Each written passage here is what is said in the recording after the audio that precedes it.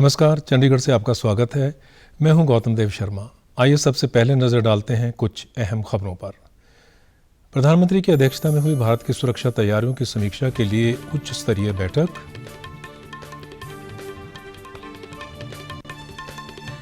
पंजाब के भावी मुख्यमंत्री स्वर्ण मंदिर और दुर्गियाना मंदिर में हुए नतमस्तक, रोड शो में भी हुए शामिल। और संसद के बजट सत्र का दूसरा चरण कल से होगा शुरू। अब समाचार विस्तार से। प्रधानमंत्री नरेंद्र मोदी ने आज यूक्रेन संघर्ष के संदर्भ में वैश्विक परिदृश्य और भारत की रक्षा तैयारी की समीक्षा के लिए उच्च स्तरीय बैठक की अध्यक्षता की। इस बैठक में रक्षा मंत्री राजनाथ सिंह, विदेश मंत्री एस जयशंकर, वित्त मंत्री निर्मला सीतारमण, राष्ट्रीय सुरक्षा सलाहकार, प्रधानमंत्री के प्रधान सचिव, कैबिनेट सचिव, रक्षा सचिव और विदेश सचिव उपस्थित रहे। इससे पहले भी यूक्रेन से भारतीयों को निकालने के लिए चलाए गए ऑपरेशन गंगा की अभियान की समीक्षा के लिए प्रधानमंत्री ने कई उच्च स्तरीय बैठकें की हैं।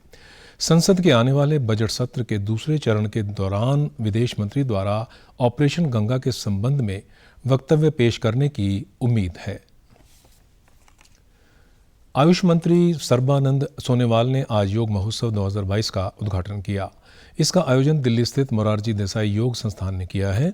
इसका उद्देश्य स्वास्थ्य, आरोग्य और विश्व शांति के लिए मनाए जाने वाले अंतर्राष्ट्रीय योग दिवस से 100 दिन पहले योग के विभिन्न पहलुओं का प्रचार करना है।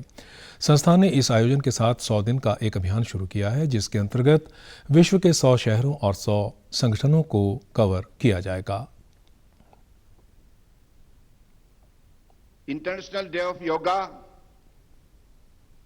This year is the 8th edition of,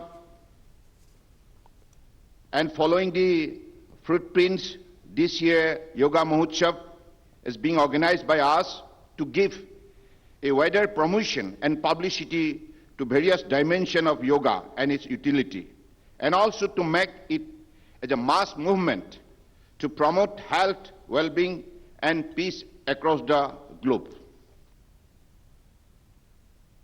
Sarbananda Sonowal उद्घाटन समारोह में श्रम और रोजगार मंत्री भूपेंद्र यादव, हरियाणा के मुख्यमंत्री मनोहर लाल, सिक्किम के मुख्यमंत्री प्रेम सिंह तमांग, केंद्रीय विदेश तथा सांस्कृतिक राज्य मंत्री मीनाक्षी लेखी, आयुष राज्य मंत्री डॉक्टर मुंजपारा महेंद्र भाई और ऋषिकेश के परमार्थ निकेतन के स्वामी चिदानंद सरस्वती उपस्थित थे। अंतर्राष्ट्रीय योग दिवस 2015 से मनाया जा रहा है। नई चुनी गई पंजाब विधानसभा में आम आदमी पार्टी के विधायक दल के नेता व राज्य के भावी मुख्यमंत्री भगवंत मान आज अमृतसर पहुंचे। उन्होंने आम आदमी पार्टी के संयोजक अरविंद केजरीवाल व अन्य नेताओं का अमृतसर हवाई अड्डे पर स्वागत किया। भगवंत मान और अरविंद केजरीवाल ने श्री हरमंदिर साहिब और श्री दुर्गियाना मंदिर में माथा टेका। उन्होंने जलियांवाला बाग में शहीदों की यादगार पर भी श्रद्धा सुमन भेंट किए। अमृतसर में पत्रकारों से बातचीत के दौरान भगवंत मान ने उन्हें जिम्मेदारी सौंपे जाने के लिए लोगों का धन्यवाद किया। उन्होंने कहा कि वह लोगों की उम्मीदों पर खरा उतरने की कोशिश करेंगे।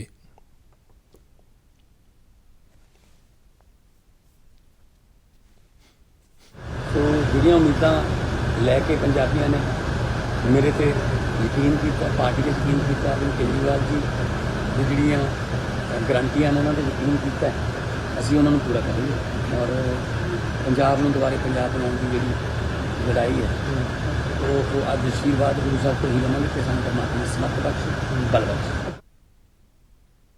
भगवंत मान अपनी पार्टी के नेताओं और नए चुने गए विधायकों के साथ आज अमृतसर में रोड शो कर रहे हैं। उल्लेखनीय है कि भगवंत मान 16 मार्च को मुख्यमंत्री के तौर पर शपथ लेंगे। शपथ समारोह शहीद भगत सिंह के पैतृक गांव खटकर कलां में होगा।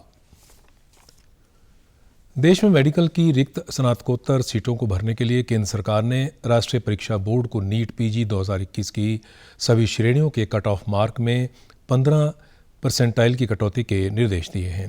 मेडिकल काउंसलिंग कमेटी ने बोर्ड को संशोधित परिणाम घोषित करने और नए पात्र अभ्यर्थियों का डेटा समिति को भेजने के लिए कहा है। यह निर्णय राष्ट्रीय चिकित्सा आयोग के परामर्श से लिया गया है। अखिल भारतीय और राज्य स्तरों पर 2-2 दौर की काउंसलिंग के बाद भी 8,000 से ज़्यादा सीटें खाली हैं। राष्ट्रीय स्नातकोत्तर पात्रता सह प्रवेश परीक्षा स्नातकोत्तर चिकित्सा पाठ्यक्रमों के लिए आयोजित की जाती है। अखिल भारतीय मेडिकल एसोसिएशन परिसंघ ने सरकार के निर्णय का स्वागत करते हुए कहा है कि इससे रिक्त पदों को भरना संभव होगा। इससे पूर्व राष्ट्रीय चिकित्सा आयोग ने इस वर्ष की नीट अंडर ग्रेजुएट परीक्षा के लिए अधिकतम आयु सीमा हटा दी थी। देश में कोविड टीकाकरण 180 करोड़ के आंकड़े को पार कर गया है। अब तक 180 करोड़ 13 लाख से अधिक कोविड रोधी टीके लगाए जा चुके हैं। स्वास्थ्य मंत्रालय ने बताया कि कल 20,31,000 से अधिक टीके लगाए गए। केंद्र शासित प्रदेश चंडीगढ़ में भी टीकाकरण निरंतर जारी है। अब तक 10,82,769 व्यक्तियों को कोविड से बचाव के लिए वैक्सीन की पहली डोज दी जा चुकी है, जबकि 8,73,654 लोगों को दोनों ही डोज लग चुकी हैं। कल 570 व्यक्तियों को कोविड रोधी वैक्सीन दी गई। कल ही 15 से 18 वर्ष के 710 किशोरों को वैक्सीन की डोज दी गई।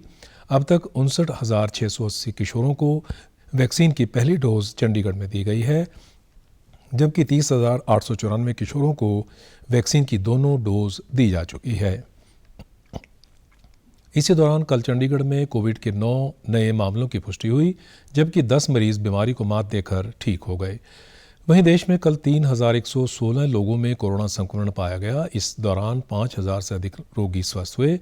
स्वस्थ होने की राष्ट्रीय दर 98.71% हो गई है। संसद के बजट सत्र का दूसरा चरण कल से शुरू होगा और 8 अप्रैल तक चलेगा। इस दौरान संसद की 19 बैठकें होंगी। लोकसभा और राज्यसभा की बैठक सुबह 11 बजे से लेकर शाम 6 बजे तक चलेगी।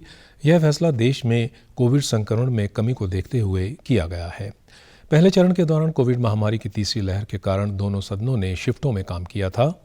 बजट सत्र के दूसरे चरण में दोनों सदन अपने चैम्बर और दीर्घाओं का उपयोग जारी रखेंगे। इस बार राज्यसभा को कामकाज निपटाने के लिए 19 घंटे का अतिरिक्त समय मिलेगा। 1 महीने के अवकाश के बाद बजट सत्र फिर आरंभ हो रहा है।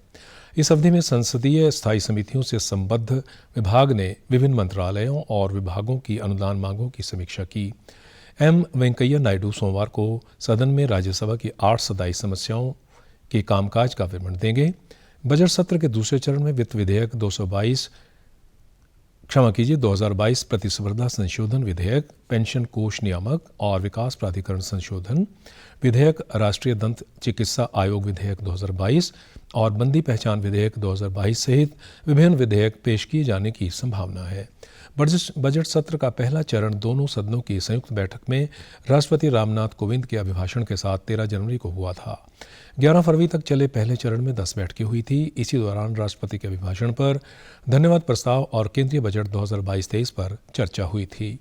पहले चरण में राज्यसभा की कार्य उत्पादकता 101% और लोकसभा की 101% रही थी।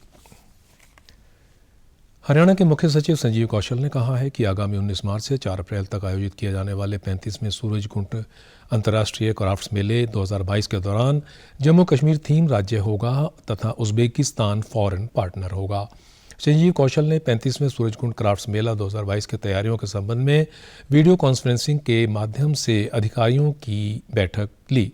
उन्होंने निर्देश दिए कि मेले की सभी तैयारियां समय पर सुनिश्चित करें ताकि यहां आने वाले आगंतुकों को किसी प्रकार की परेशानी न उठानी पड़े। उन्होंने कहा कि प्रतिभागियों और आगंतुकों के साथ बेहतर तालमेल के लिए सूरजकुंड मेला मैदान में सार्वजनिक सुविधाओं को मजबूत किया जाए। उन्होंने निर्देश दिए कि सूरजकुंड की तरफ आने वाली सभी सड़कें समय से बना ली जाएं और साफ सफाई की व्यवस्था भी बेहतर ढंग से की जाए।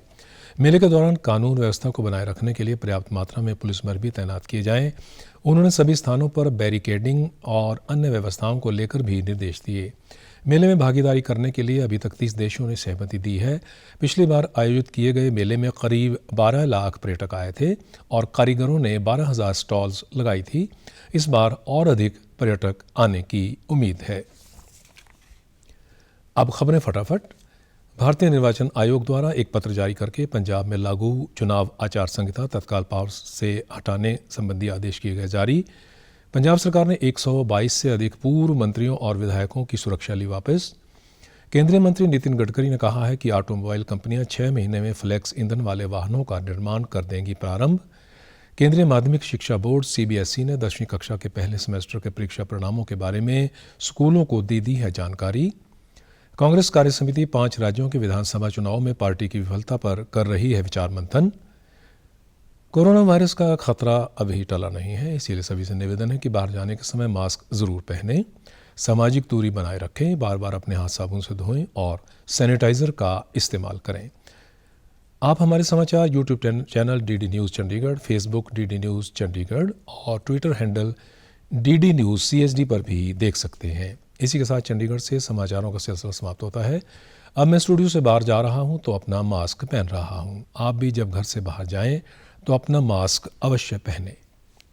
नमस्कार।